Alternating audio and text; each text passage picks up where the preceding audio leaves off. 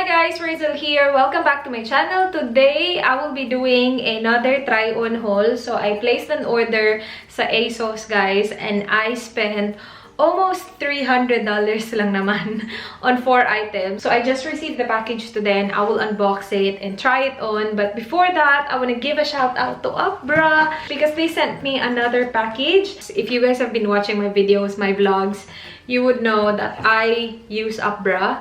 I love Upbra. This is the bra that I use if I want my bra to stay in place because it has the grip that actually keeps your bra in place. They package their bra very nicely. They have that peach tissue paper. These are actually not my size. Ibibigay ko siya kay Kat at saka kay Love, but I have 2 in here, you guys. So I already have this in my size and I use it.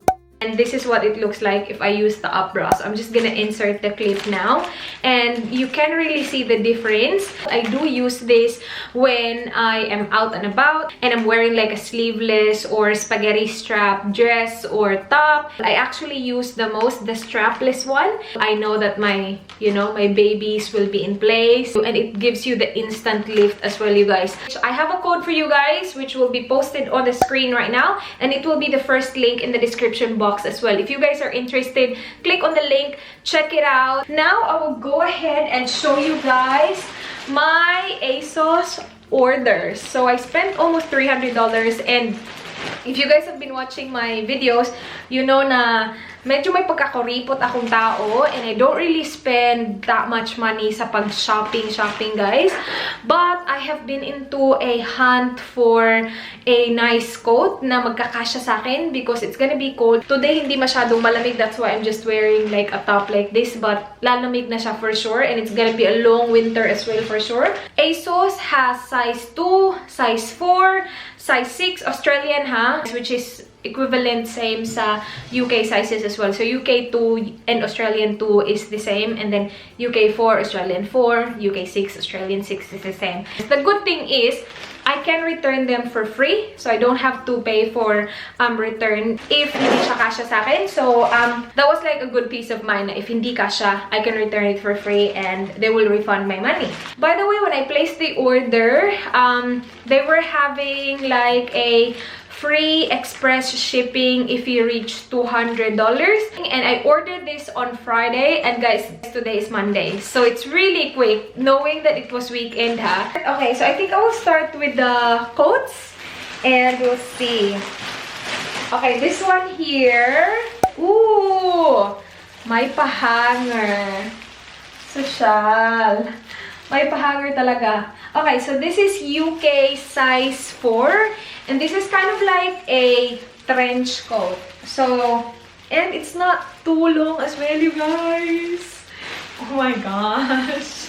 I got this because I have been wanting a trench coat that will fit me. It's just so impossible for me to find trench coat na will actually fit me. Kasi nga, sobrang liit ko. If you guys do not know yet, I'm only 4'10", so I'm not even 5. And I'm petite, like, I'm really small. So it's so hard for me to find, like, grown-up clothes that actually fit. So we'll see. Now, this one is the ASOS Petite Classic Trench Coat. This is in the color pink. So, sa Petite section siya, guys. And this one is $109. Okay lang sa akin kung ganun siya kamahal, kung kasyang-kasya naman siya sa akin. Kasi nga, sobrang pahirapan maghanap. So, we'll see. Na-shock talaga ako sa kanilang pa-plastic at saka pa-hanger, So, it looks like that. It's not the thickest material, but... And it comes with a belt. Like that. Ganito pala pa-outfit ko kasi galing pa ako work. Sana magkasya siya sa akin. Ooh. Ooh. Ooh. This is size 4. Kasya ba? $109. Is it worth it? Is it worth $109? You know what? Let's go down. So it looks like that. It feels nice. It fits. It has shoulder pads as well. I'm not 100% sure if it's worth $109, but it looks nice and it fits me. It's not too long as well. Wait, let me show you. So the size is just perfect, right above my knee. And the back looks like that. Babe, yeah. What are you doing? Can I show you something? Guess how much? This is what you brought? Yeah, from ASOS. 30 bucks. 30 bucks? No. How much? Expensive. More. $109. It's a jacket. It's cheap for a jacket. Okay, so yun, approved na approved ni Mr. So good. Now, this next one is another coat. And this one is another expensive one. This is the ASOS Petite Slim Coat in texture. This is in the color gray and same size, Australian 4. And this is $109 as well. So, we'll see. Wala siyang pahanger, guys. Yung isa lang yung trench coat lang yung may pahanger talaga ng bonggang-bongga. Okay. So, this one is a really nice, soft, parang, is that wool material? But it feels really nice. And ang ganda ng kulay niya, oh. This is definitely thicker than the other one. And hindi din siya ganun kahaba. So, okay, I like this. Wala nga lang silang ibang kulay nito. I was like, you know, I was after like maybe a black or, oh, I like this one. The sleeve is a bit long. Pero I know it's gonna be long on me anyway because I'm literally so small. But this one looks nice. I like this one. So, ganyan siya. And it has huge pockets.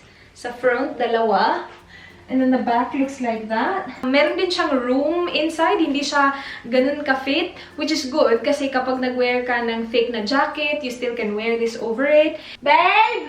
Yeah. Another one! That one's fits you better. That one's probably a tad. Yeah, I actually like this as well. But this is good and very thick as well. Yeah, that's good. Yeah. And it fits you right. The other one It does. was a tad big. Was it a tad big? The arms were, and that wasn't quite right. That one's right. That fits fine. Okay. That looks right. Guess how much?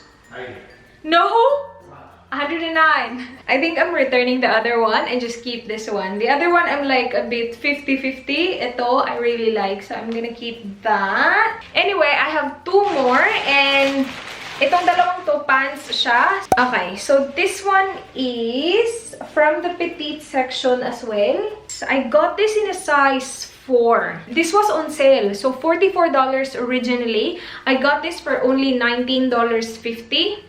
And this is the ASOS Petite Skinny Crop Pant. I think it's gonna be a bit big. It's a size 4. I think I'm a size 2 sa bottom. So, we'll see. Try natin. Ganyan yung fit niya.